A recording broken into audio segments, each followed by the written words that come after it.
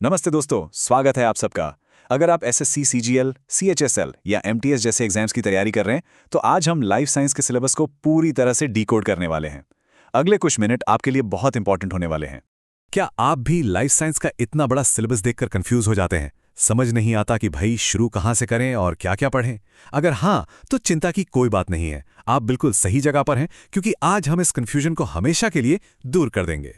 तो ये है हमारा आज का एक्शन प्लान।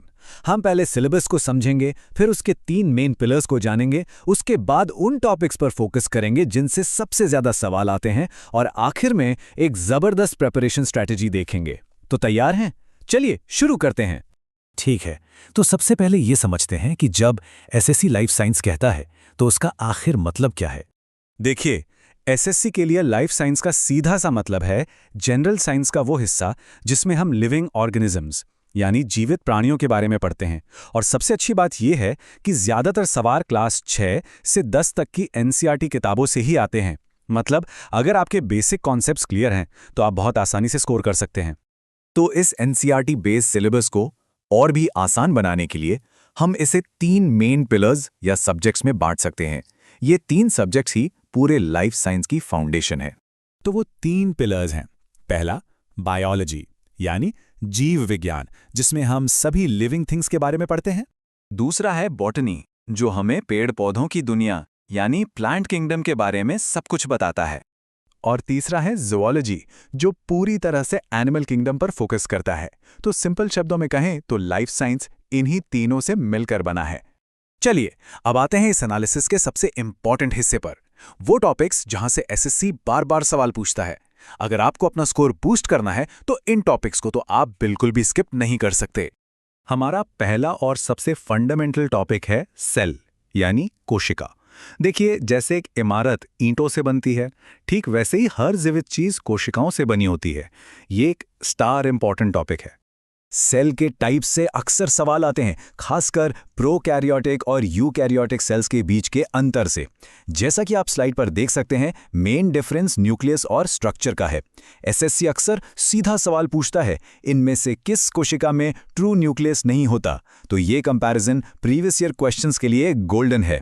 हाँ, ये एक बहुत कॉमन सवाल है कि क्या सेल के अंदर के छोटे छोटे पार्ट्स, जिन्हें ऑर्गेनेलेज कहते हैं, उन्हें भी याद करना जरूरी है? तो जवाब है बिल्कुल। खासकर ये 3। माइटोकॉन्ड्रिया को power house of the cell कहते हैं, ये डायरेक्ट क्वेश्चन आता है। राइबोसोम को प्रोटीन फैक्ट्री कहते हैं और न्यूक्लियस को कंट्रोल सेंटर। इन तीनों को तो रट लो। साथ ही सेल डिवीजन का कॉन्सेप्ट भी वेरी इंपॉर्टेंट है। अब आते हैं सिलेबस के सुपरस्टार टॉपिक पर, ह्यूमन फिजियोलॉजी यानी मानव शरीर विज्ञान। मैं ऐसे सबसे इंपॉर्टेंट पार्ट इसलिए कह रहा हूं क्योंकि यहां से सबसे ज्यादा क्वेश्चंस बनते हैं, तो इस पर खास ध्यान देना है। आपको ये सभी सिस्टम्स पढ़ने हैं, डाइजेस्टिव सिस्टम, रेस्पिरेटरी सिस्टम, लेकिन सबसे ज्यादा फोकस सर्कुलेटरी सिस्टम पर करना है। ब्लड ग्रुप्स, आरबीसी का फंक्शन, डब्ल्यूबीसी के टाइप्स, ये एसएससी के फेवरेट क्वेश्चंस हैं। यहां से एक सवाल पक्का मानकर चलिए। ये चार्ट देखकर आप खुद समझ जाएंगे कि मैं ह्यूमन फिजियोलॉजी पर इतना जोर क्यों दे रहा हूं। देखिए, एग्जाम्स में यहां से सवाल आने की फ्रीक्वेंसी कितनी हाई है सेल बायोलॉजी और प्लांट फिजियोलॉजी के मुकाबले। तो ये आपका प्रायोरिटी टॉपिक होना चाहिए। एक और मोस्ट एक्सपेक्टेड टॉपिक जहां से डायरेक्ट सवाल आता है, वो है विटामिन्स और उनकी कमी से होने वाली बीमारियां। ये टेबल बहुत इंपॉर्टेंट है। विटामिन सी की कमी से स्कर्वी, विटामिन डी की कमी से रिकेट्स। इस टेबल को तो बस रट लो, यहां से 1 नंबर पक्का है। तो इंपॉर्टेंट टॉपिक्स तो पता चल गए, लेकिन अब सबसे बड़ा सवाल, इन्हें तैयार कैसे करें? चलिए अब देखते हैं आपका विनिंग फॉर्मूला। ये 4 स्टेप्स आपकी जीत का फॉर्मूला है। सबसे पहले क्लास 6 से 10 तक की एनसीईआरटी को लाइन बाय लाइन पढ़िए।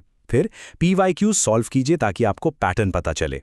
की डायग्राम्स जैसे दिल या सेल का डायग्राम, उन्हें याद करें। और आखिर में अपने खुद के शॉर्ट नोट्स बनाएं, जो रिवीजन के समय बहुत काम आएंगे। और आपको ये सब करने के लिए दिन में 8-10 घंटे नहीं चाहिए। अगर आप डिसिप्लिन के साथ रोज 1 से 2 घंटे भी लाइफ साइंस को देते हैं तो वो काफ़ी है। क्वांटिटी से ज़्यादा क्वालिटी मैटर करती है। और हाँ, एक बात हमेशा याद रखिएगा, किसी भी एसएससी एग्जाम को क्रैक करने का सबसे बड़ा सीक्रेट है कंसिस्टेंसी। रोज थोड़ा थोड़ा पढ़ना, एक दिन में सब कुछ पढ़ने की कोशिश करने से कहीं बेटर है। बस लगे रहिए। उम्मीद है कि लाइफ साइंस के सिलेबस का ये विश्लेषण आपके लिए हेल्पफुल रहा होगा। अगर हाँ, तो इसे लाइक ज़रूर करें। अब आप अगला विश्लेषण किस टॉपिक पर चाहते हैं, हमें नीचे कमेंट्स में ज़रूर बताएं। मिलते हैं अगली बार।